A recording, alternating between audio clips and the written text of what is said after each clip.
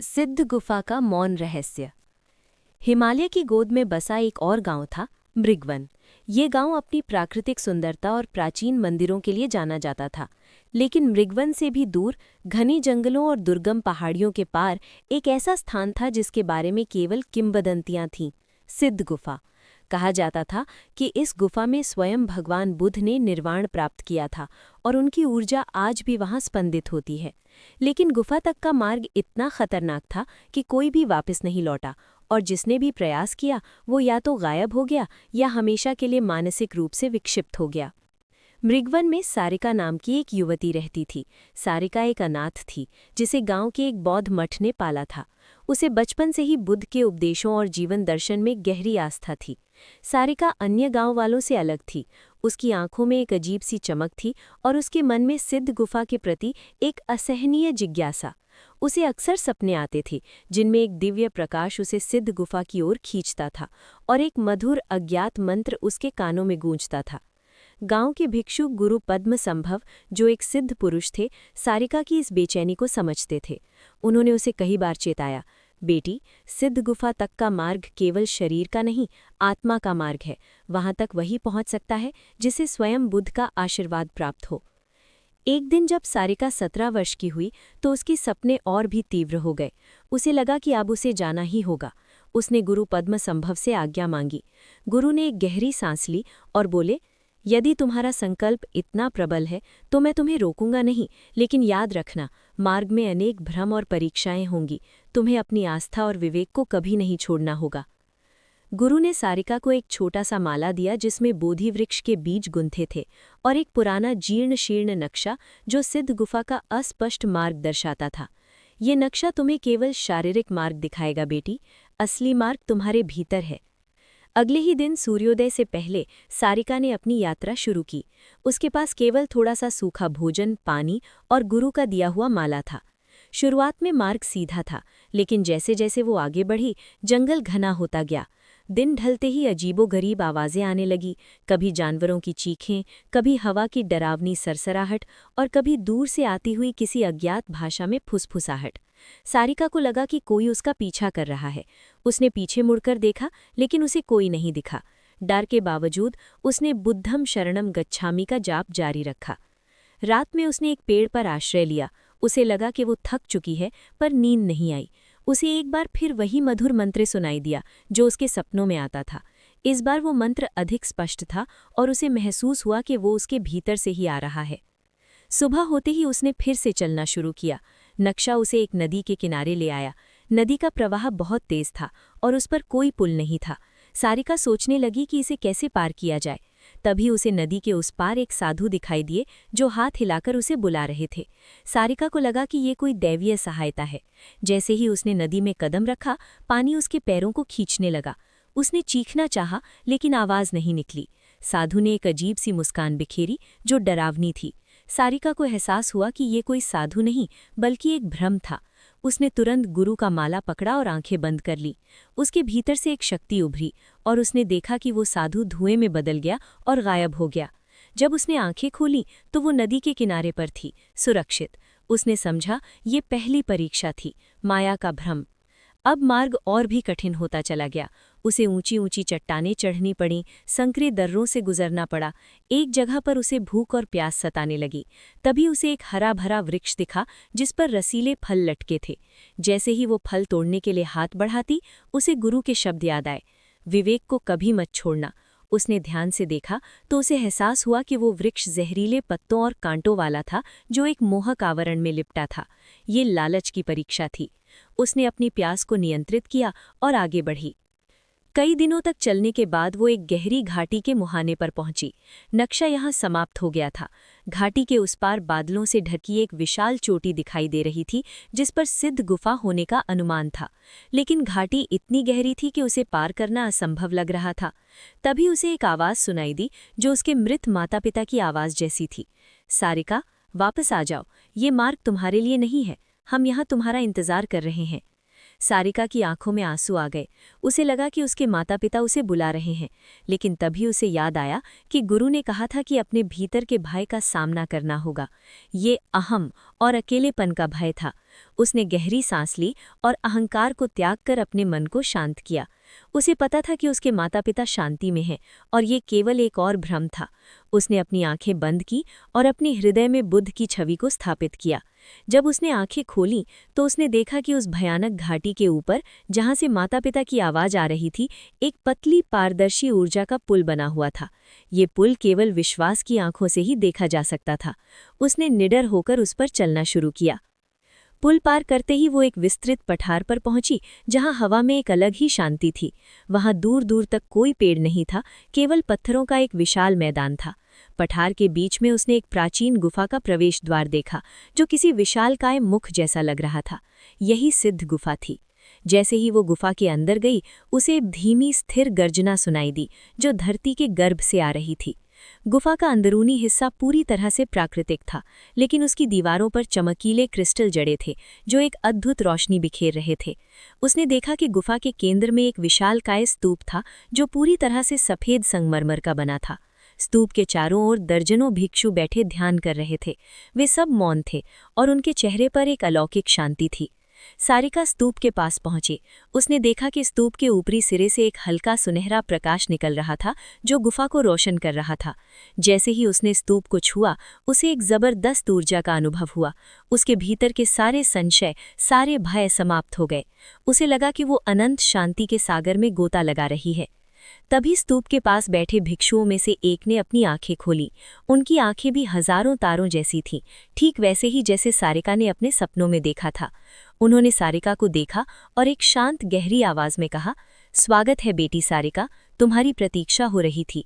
सारिका आश्चर्यचकित रह गई। मेरी प्रतीक्षा? लेकिन आप कौन हैं? भिक्षु मुस्कुराए। हम वही हैं जिन्होंने वर्षों पहले सिद्ध गुफा तक का मार्ग तय किया था। हम यहाँ इस स्तूप की और इसके भीतर समाहित बुद्ध की निर्वाण ऊर्जा की रक्षा करते हैं। ये स्तूप केवल बुद्ध के देह के अवशेष नहीं, बल्कि उनके परम ज्ञान का प्रतीक है। और इसमें जो ऊर्जा है, वो केवल उसे ही प्राप्त होती है जो अपनी आत्मा को सभी माया और भ्रम से मुक्त कर लेता है। उन्होंने आगे कहा, तुमने अपनी यात्रा में अनेक परीक्षाओं को पार किया है। तुमने दिखाया है कि सच्ची आस्था और विवेक ही सत्य का मार्ग है। वो मंत्र जो तुम्हें सपनों में सुनाई देता था, वो ओम मणि पद्मे हु था, ज्ञान और करुणा का बीज मंत्र। ये तुम्हारे भीतर ही था, जो अब जागृत हो गया है। सारिका ने विस्मय से पूछा, तो क्या मुझे निर्वाण प्राप्त हो गया? भिक्षु ने हिर हिलाया। निर्वाण कोई स्थान नहीं बेटी, ये एक अवस्था है। तुमने अपने भीतर की अज्ञानता को दूर किया है। तुमने पाया है कि सत्य और शांति तुम्हारे भीतर ही है। तुम अब उस मार्ग पर हो जिस पर बुद्ध चले थे।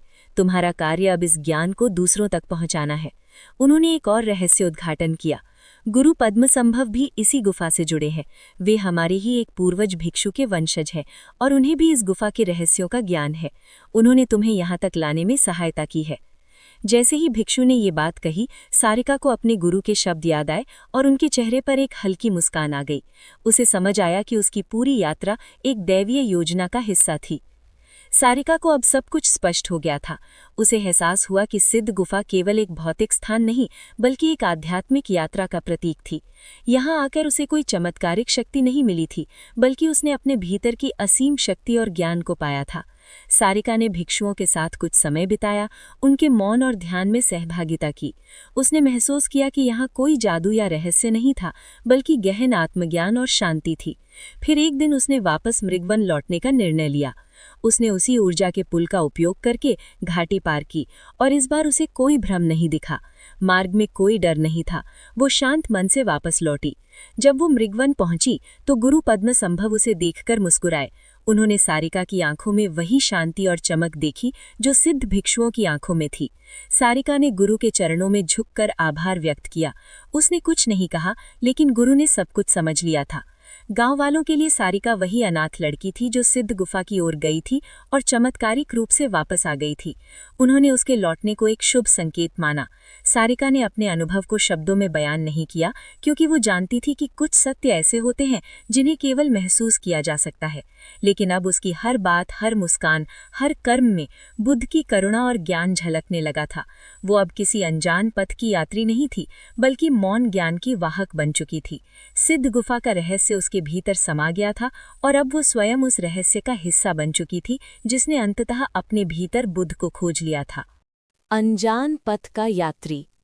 एक समय की बात है, भारत के हृदय में बसा एक प्राचीन गांव शांतवन अपनी पवित्रता और शांति के लिए विख्यात था। इस गांव के बीचों बीच एक सदियों पुराना शिव मंदिर था, जिसके बारे में कहा जाता था कि यहाँ भगवान शिव स्वयं कभी प्रकट हुए थे। मंदिर के गर्भगृह में स्थापित शिवलिंग पर एक अदृश्य ज्योति हमेशा प्रज्वलित रहती थी, जो केवल परम भक्त को ही दिखाई देती थी। गांव में माधव नाम का एक युवा रहता था। माधव स्वभाव से शांत, धार्मिक और जिज्ञासु था। उसे बचपन से ही मंदिर की रहस्यमय कहानियां आकर्षित करती थी, खासकर अदृश्य ज्योति की बात। उसने अपना जीवन शिव भक्ति में समर्पित कर दिया था, इस उम्मीद में कि एक दिन वो भी उस ज्योति को देख पाएगा। एक पूर्णिमा की रात, जब पूरा गांव गहरी नींद में था, माधव मंदिर में ध्यान कर रहा था। अचानक उसने एक मधुर, अलौकिक ध्वनि सुनी। ये ऐसी ध्वनि थी मानो हजारों घंटियां एक साथ बज रही हों, फिर भी कान को चुभती नहीं, बल्कि आत्मा को शांत करती हों। ध्वनि के साथ ही गर्भगृह से एक हल्की सी नीली रोशनी निकली और माधव की ओर बढ़ी। रोशनी ने उसे अपनी ओर खींचा और अगले ही पल माधव ने खुद को एक ऐसे स्थान पर पाया जहां उसने पहले कभी कदम नहीं रखा था। ये एक घना जंगल था, जहां चांदनी भी मुश्किल से पहुंच पाती थी। हवा में चंदन और किसी अनजाने फूल की सुगंध घुली हुई थी। माधव ने डर के बजाय आश्चर्य महसूस किया। उसे लगा कि ये भगवान शिव का ही बुलावा है। उसने उस नीली रोशनी का पीछा करना शुरू किया, जो अब एक टिमटिमाती हुई किरण में बदल गई थी और उसे पेड़ों के बीच से रास्ता दिखा रही थी। चलते चलते वो एक प्राचीन गुफा के मुहाने पर पहुंचा। गुफा के प्रवेश द्वार पर एक शिलालेख था, जो एक ऐसी प्राचीन भाषा में खुदा था जिसे माधव समझ नहीं पा रहा था, लेकिन उसे लगा कि उसे अंदर जाना ही होगा। जैसे ही उसने कदम बढ़ाया, गुफा के भीतर से एक ठंडी हवा का झोंका आया और उसके कानों में फुसफुसाया, खोजो, सत्य की खोजो। गुफा के अंदर गहरा अंधेरा था, लेकिन वो नीली किरण एक मशाल की तरह उसके आगे आगे चल रही थी। गुफा का मार्ग सरपीला और फिसलन भरा था। कई बार उसे लगा कि वो भटक गया है, पर वो किरण उसे सही राह दिखाती रही। दीवारों पर अजीबो-गरीब चित्र बने थे, जिनमें शिव के विभिन्न रूपों को किसी अन्य लोक के प्राणियों के साथ दर्शाया गया था। ये चित्र एक रहस्यमयी कहानी कह रहे थे, जिसे माधव समझने में असमर्थ था। काफी देर चलने के बाद वो एक बड़े कक्ष में पहुंचे। कक्ष के बीच में एक विशाल शिवलिंग स्थापित था, जो मंदिर के शिवलिंग से भी बड़ा था। ये शिवलिंग किसी चमकदार काले पत्थर से बना था, जिस पर बारीक नक्काशी की गई थी। इसके चारों ओर 7 अलग-अलग रंग की जटाएं लिपटी थीं, जो धीरे धीरे चमक रही थीं। माधव ने देखा कि वो नीली किरण उसी शिवलिंग में समाहित हो गई। जैसे ही किरण शिवलिंग में समाही, कक्ष में रोशनी फैल गई। माधव ने देखा कि शिवलिंग के सामने एक वृद्ध साधु बैठे थे, जिनकी जटाएं और दाढ़ी इतनी लंबी थी कि वो जमीन को छू रही थीं। उनकी आंखें बंद थीं और उनके चेहरे पर एक अद्भुत शांति थी। माधव उनके चरणों में झुक गया। साधु ने अपनी आंखें खोली। उनकी आंखों में हजारों तारों का प्रकाश समाया हुआ था। उन्होंने एक शांत, गहरी आवाज में कहा, हे वत्स माधव, तुम यहाँ पहुंच गए। ये कोई साधारण स्थान नहीं, ये ज्ञान गुहा है। वो ज्योति जिसे तुम शांतवन के मंदिर में खोजते हो, वही यहाँ भी प्रज्वलित है। माधव ने विनम्रता से पूछा, महाराज, ये ज्योति क्या है और आप कौन हैं? मुझे यहाँ क्यों लाया गया है? साधु मुस्कुराए, मैं कौन हूँ ये महत्वपूर्ण नहीं, महत्वपूर्ण वो यात्रा है जो तुमने तय की है। शांतवन के मंदिर में जो अदृश्य ज्योति है, वो केवल विश्वास की ज्योति है। वो हर भक्त के हृदय में होती है, लेकिन यहाँ ये गुहा उस परम सत्य का प्रवेश द्वार है, जो स्वयं शिव का स्वरूप है। उन्होंने आगे कहा, इस शिवलिंग पर लिपटी ये 7 जटाएं 7 लोकों का प्रतिनिधित्व करती हैं। हर जटा के नीचे एक रहस्य छिपा है। जो इन रहस्यों को उजागर कर लेता है, वो शिव के परम ज्ञान को प्राप्त कर लेता है। कई सदियों से मैंने यहाँ बैठकर इसकी रक्षा की है, लेकिन अब ये रहस्य तुम तक पहुँच गया है। माधव को रोमांच और उत्सुकता से भर गया। महाराज, मुझे इन रहस्यों को जानने का मार्ग दिखाइए। साधु ने कहा, इन रहस्यों को जानने के लिए तुम्हें अपने भीतर के सबसे गहरे भय का सामना करना होगा। हर जटा एक चुनौती है। पहली जटा नीले रंग की थी। साधु ने संकेत किया और माधव ने जैसे ही उसे छुआ, उसने खुद को एक बर्फीले तूफान में घिरा पाया। चारों ओर भयानक ठंडी हवा चल रही थी और बर्फीली पहाड़ियां थीं। माधव को लगा कि वो जम जाएगा, लेकिन उसने शिव का नाम जपना शुरू किया। उसकी भक्ति और मंत्रों की शक्ति से तूफान धीरे धीरे शांत हो गया और वो वापस गुफा में आ गया। साधु ने कहा, ये अहंकार का भय था, तुमने उसे जीत लिया। अगली जटा हरे रंग की थी। इसे छूते ही माधव ने खुद को एक घने दलदल में पाया, जहां हर कदम पर उसे नीचे धंसने का डर था। जहरीले कीड़े मकोड़े उसकी ओर बढ़ रहे थे। इस बार माधव ने अपनी आंखों में शिव की छवि बसाई और मृत्यु भय को जीतकर बाहर निकला। इसी तरह माधव ने हर जटा के पीछे छिपी चुनौतियों का सामना किया। मोह का भ्रम, क्रोध की अग्नि, लोभ की माया, ईर्ष्या का नाग और अंत में अज्ञान का अंधकार। हर बार उसकी भक्ति और शिव पर अटूट विश्वास ने उसे विजयी बनाया। जब उसने 7वीं और अंतिम बैंगनी रंग की जटा को छुआ, तो पूरा कक्ष एक दिव्य प्रकाश से भर उठा। शिवलिंग से एक तेज ऊर्जा निकली और माधव के शरीर में समा गई। उसे लगा कि उसका शरीर कण कण में शिवमय हो गया है। उसने अपनी आंखों से वही अदृश्य ज्योति देखी जो शांतवन के मंदिर में हमेशा प्रज्वलित रहती थी, और अब उसे पता चला कि वो ज्योति वास्तव में हर कण में, हर आत्मा में निवास करती है। साधु ने अब एक अलग ही रूप ले लिया था। उनकी काया और भी दिव्य हो गई थी और माधव ने देखा कि उनकी आंखों में वही चमक थी जो अदृश्य ज्योति में थी। साधु ने कहा, माधव, तुमने परम ज्ञान प्राप्त कर लिया। तुमने समझा कि बाहरी मंदिर केवल एक प्रतीक है, असली मंदिर तुम्हारे भीतर है। वो ज्योति, वो शिव तुम्हारे अंदर ही है। माधव के मन में एक गहरा प्रश्न उठा, पर महाराज, आप कौन हैं? साधु ने एक रहस्यमयी मुस्कान से कहा, क्या तुमने कभी सोचा कि शांतवन के मंदिर में जिस अदृश्य ज्योति की बात होती है, उसे देखने वाला पहला भक्त कौन था? मैं वही पहला भक्त हूँ जो सदियों पहले इस गुफा में आया था। मैंने इस गुफा की रक्षा की ताकि सही समय पर सही भक्त तक ये ज्ञान पहुंच सके। अब मेरा कार्य पूर्ण हुआ। कहते ही साधु का शरीर धीरे धीरे प्रकाश में विलीन होने लगा और वो प्रकाश भी अंततः शिवलिंग में समा गया। शिवलिंग का काला पत्थर अब दिव्य नीली रोशनी से चमक रहा था। माधव ने महसूस किया कि वो अब अकेला नहीं था। उसके भीतर एक अद्भुत शांति और ज्ञान का सागर उमड़ रहा था। वो शांतवन लौट आया, लेकिन वो अब वही पुराना माधव नहीं था। उसने ना तो किसी को अपनी यात्रा के बारे में बताया, ना ही किसी ने उस गुफा के बारे में पूछा। वो जानता था कि कुछ रहस्य ऐसे होते हैं जिन्हें केवल आत्मा ही जान सकती है। शांतवन के मंदिर में अब माधव भी अदृश्य ज्योति को देख पाता था, क्योंकि वो जानता था कि वो ज्योति उसके अपने भीतर ही प्रज्वलित थी। गांव वालों के लिए वो अभी भी माधव था, एक शांत और भक्त युवा। लेकिन माधव जानता था कि वो अब अनजान पथ का यात्री नहीं, बल्कि सत्य के पथ का प्रकाश बन चुका था। उसकी यात्रा भले ही खत्म हो गई थी, लेकिन उसके भीतर का रहस्यमय ज्ञान अनंत था।